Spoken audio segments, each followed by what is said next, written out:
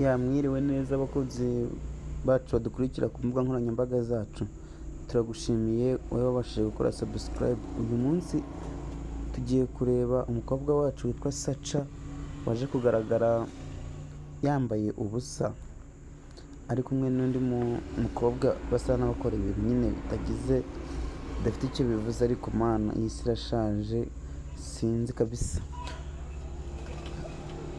Yagaragaye yambaye ubusa hari umukobwa uri kumurigata mu gitsina. Ubundi mu busanzwe Sacha ni umukobwa w'umunyarwanda wagiye ugaragara kuri social media mu myaka yagiye ishira, agera igihe ajya muri fashion, nyine ubona yuko umukobwa ugize. Uyu munsi rero nibwo video yaza kugaragara hanze, bisa naho biteye isoni. Ese mu Rwanda ni iki kintu kiri kuhaba kiri gutuma abasitari bigaragaza kuri uru rwego? Imana ibarengere kabisa.